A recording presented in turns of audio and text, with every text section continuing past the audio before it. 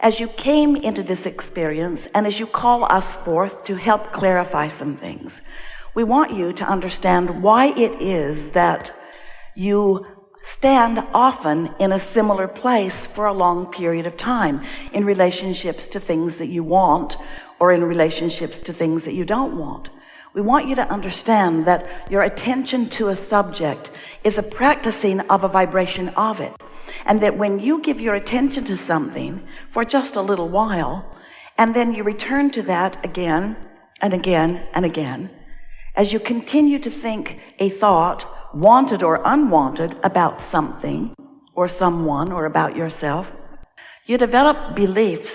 A belief is only a thought that you continue to think that represent a very strong part of your point of attraction that you just can't get around. In other words, the universe is delivering to you all day, every day, evidence of what you think.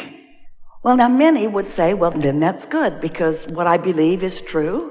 In the early days when Esther began receiving us, she was very excited about the idea of now being able to sort out what was true and what was not true.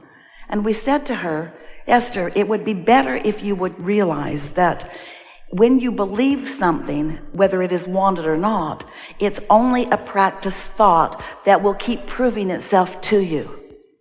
So the proof is because of the attention to it, not because there's some greater consciousness or greater good who is in agreement with this. There are all kinds of things that are true that you do not want to live and don't need to live.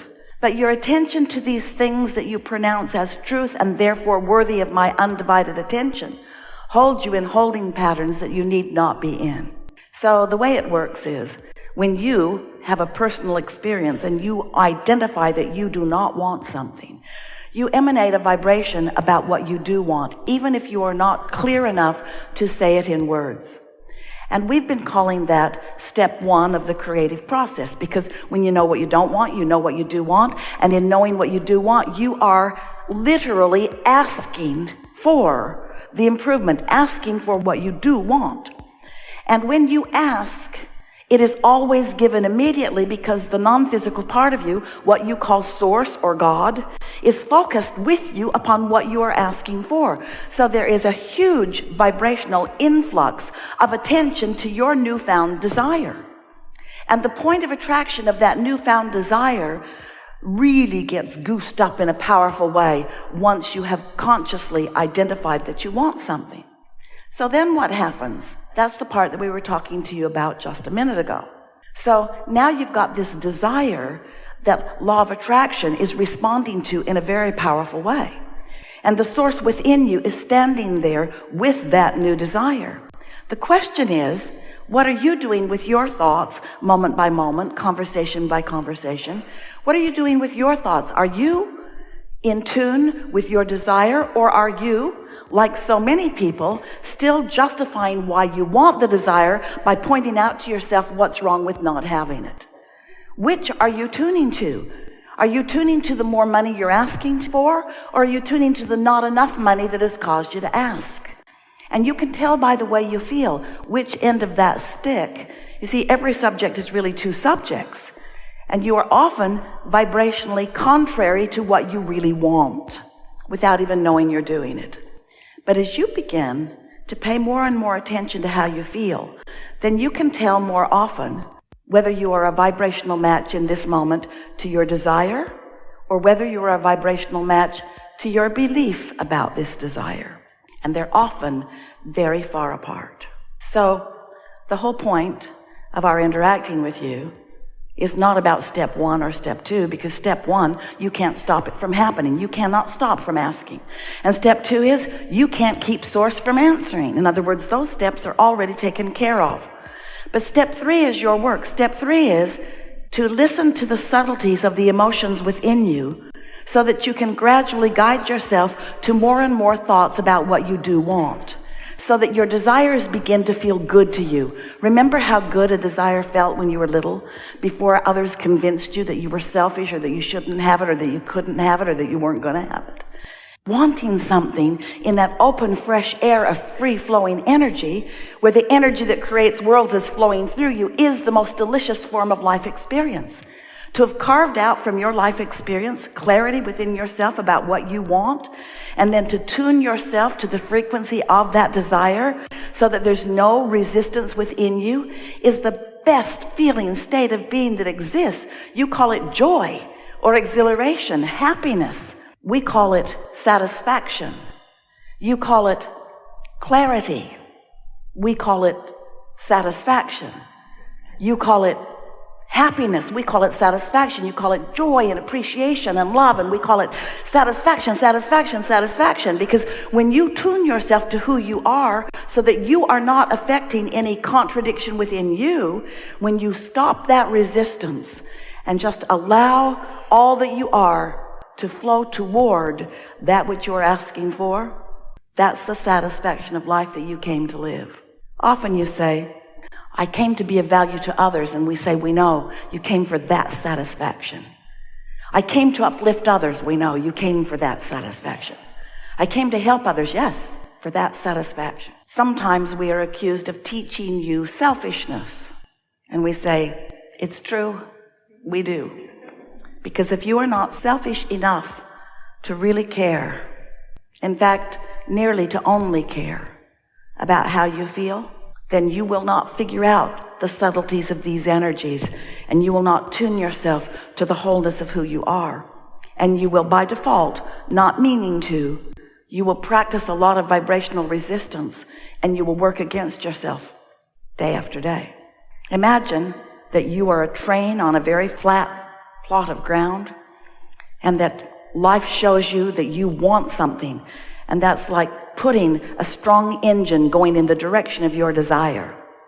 But then, when you think about your desire, you realize that you haven't accomplished it yet, or you remember that you haven't, or you think that you don't know anyone that really has, or you remember something that somebody told you about how you're not very good at that. And then you put an engine equal in power going in the other direction. And then you want it more, and then you doubt it more, and then you want it more, and then you worry about it more. And so you keep piling up these engines going in opposition to each other, and you put a lot of tension on yourself as you want it but, as you want it but doubt it, as you want it but don't believe it, as you want it but face reality. And that's the thing that we really want to talk about, because this reality that you are observing is really old news. Because once something is manifested, a whole lot of energy has already been flowed about it. And so anything that you are currently looking at, hear this, we've not said this to anyone as clearly as we are about to say it to you. As you look at the current manifestation, and think about it, every moment is a current manifestation, isn't it? It's a manifestation where you're perceiving. It's a manifestation where you are acknowledging something that is. You're seeing it and hearing it and smelling it and tasting it and touching it. In every moment that you are doing that, you are launching new rockets of desire. In every moment, there is resistance that you are observing, which is giving you the basis for the continued evolution and expansion that is you. Did you follow that? In every moment that you're alive and awake and focused in this body, there's something happening that is putting new rockets of desires in the vibrational mix, but it is also new resistance in the mix that is you.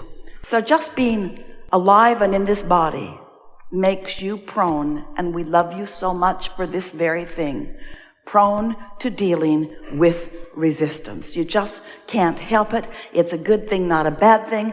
It's the platform from which desires are born. You knew it when you decided to come. You can't get out of it. Stop trying. It's just the way that it is.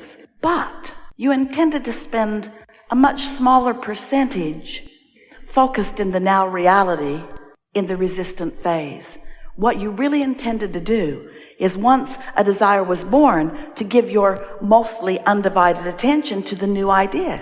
Because you knew that this forward vibration is really where it is at. In fact, it's so much where it is at that We wrote a book about it. We called it the Vortex, this vibrational reality where you've launched all of these rockets and there is a very valid, very vivid, very real vibrational reality that is the beginning of what will be your manifested reality.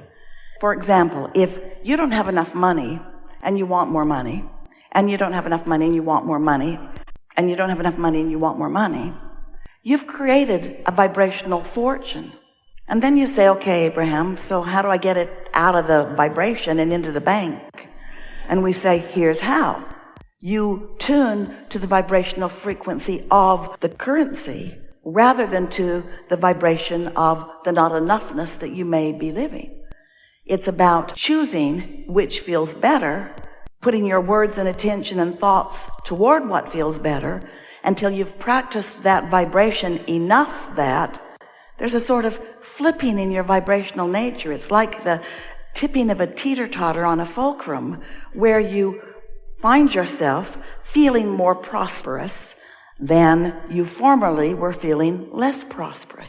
And when that feeling shifts within you, you can know that your point of attraction has too. And then the manifestations that you begin walking into have more of the things that you want. Have you ever wondered how it is that things get here?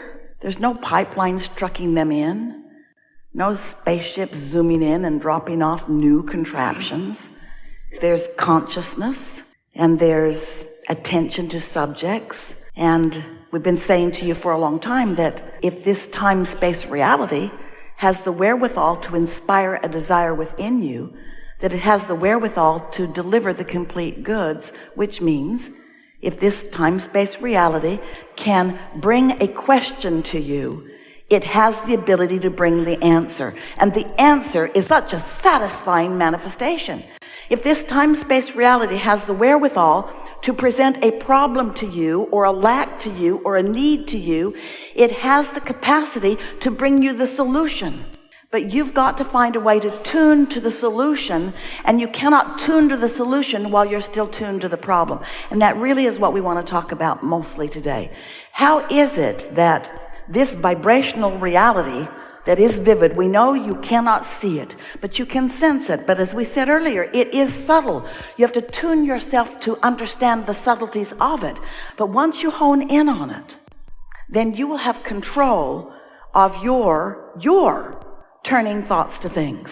Because these vibrations will turn to thoughts, and these thoughts will turn to things, and these things will be your new manifestation. It's always been that way. It will always be that way.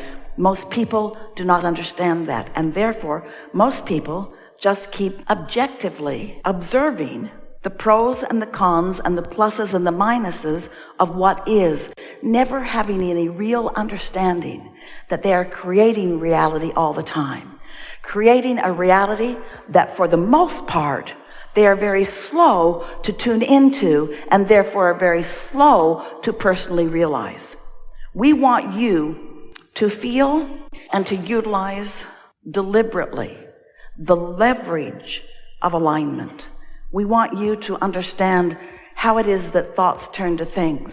We want you to be in the receiving mode so that you can be the receiver of the vibration and be right there consciously aware when the vibration bursts into an idea in your mind and you understood that you were standing in an attitude of non-resistance, and therefore you were in the receiving mode, and therefore what you were asking for that's been being delivered to you by your inner being and by this vortex and by law of attraction that you haven't been hearing because you haven't been on the vibrational frequency, but now you have quieted your mind and you've meditated and you've stopped resistance, and now you're in that pure place, and now you receive the idea.